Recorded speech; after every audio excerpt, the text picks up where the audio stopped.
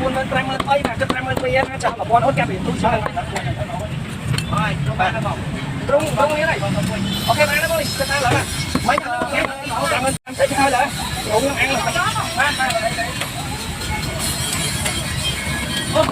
cũng ngay trên nổ cho lấy được ok ba không đây đó mày đó lên cùng quán luôn ba nó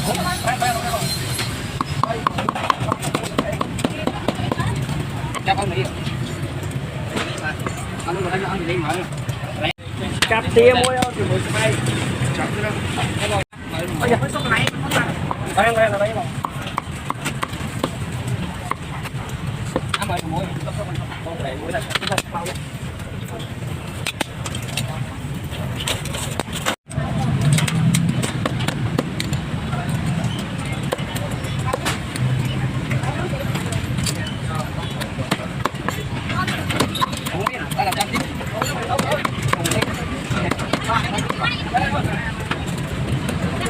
dân thùng này không ơi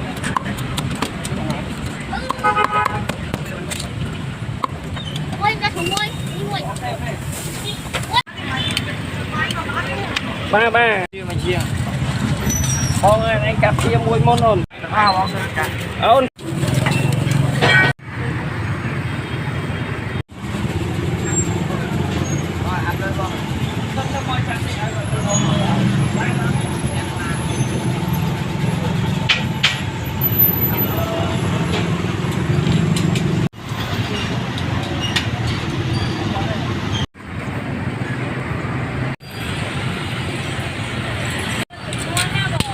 anh xuống đi bà nó cục phơi nó con cái khăn không sợ bà em bông ơi ăn tao cục phơi bạn con nó thôi rồi quân thủ dân ăn cục luôn em ơi tới biển xong rồi bà phải chân tòa ăn gì ba đỡ khe ở đây rằng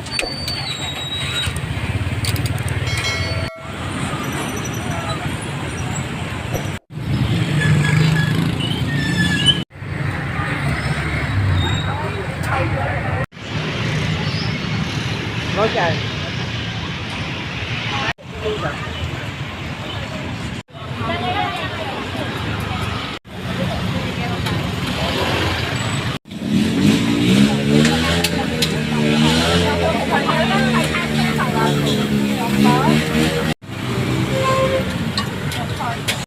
ôn chặt sờ bay cho bông mình cả bông rồi cả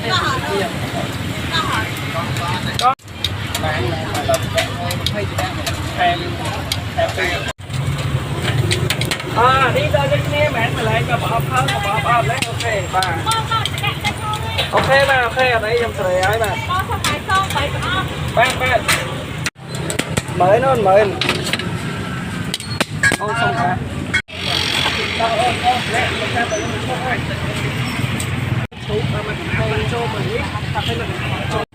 ban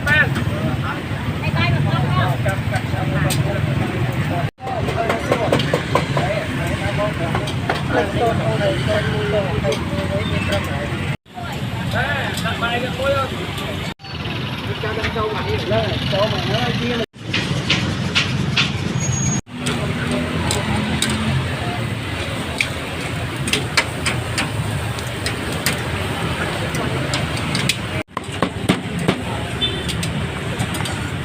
giờ bên này đặt chia này món bày xoan với bay bay mấy bài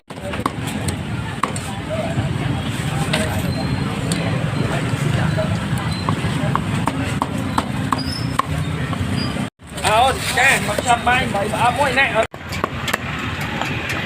bài bởi vô chả phải đại mà khổ nè muốn xanh đó đâu chưa được nghe vậy Bây cho lôi đi bay gì cả.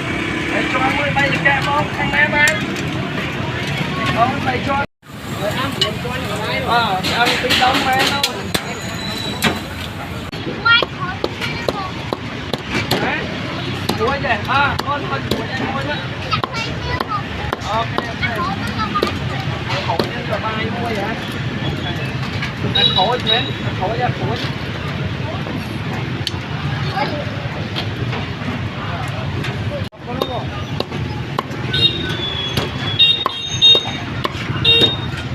Bong chơi này mà tao như muốn ăn.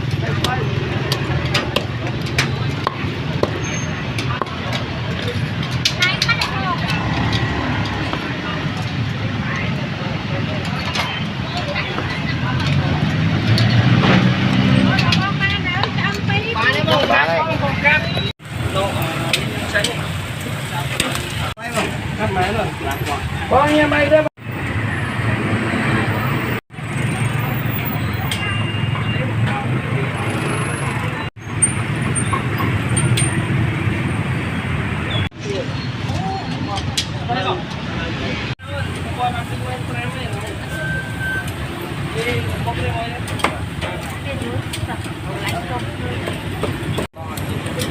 Đi sợ đấy rồi.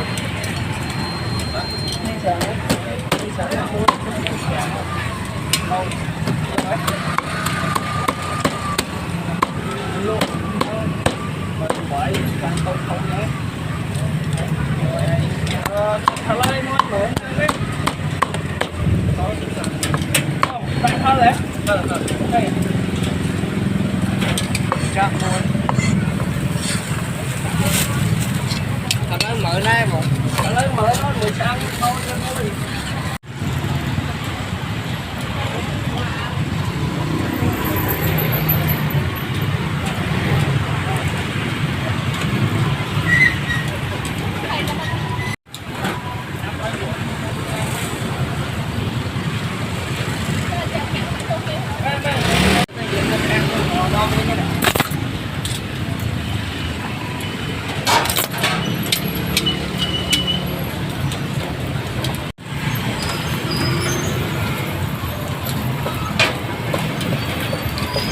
Nó bị trăm đó, lại còn có nữa thôi.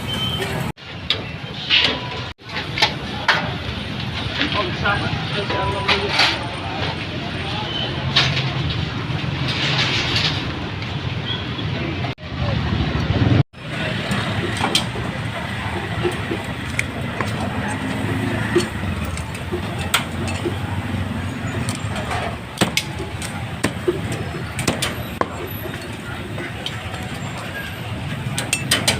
Này, đây này, bay Nhật Bản này.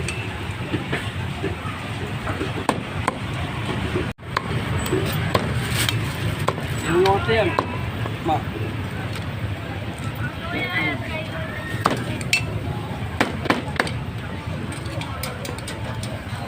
Cái này quá thích rồi.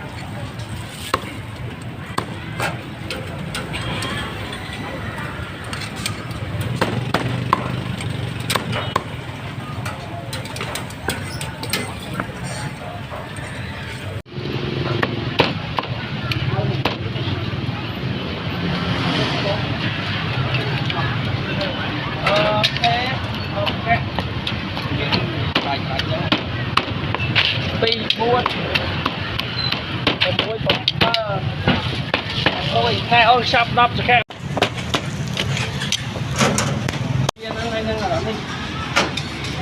ôn cáp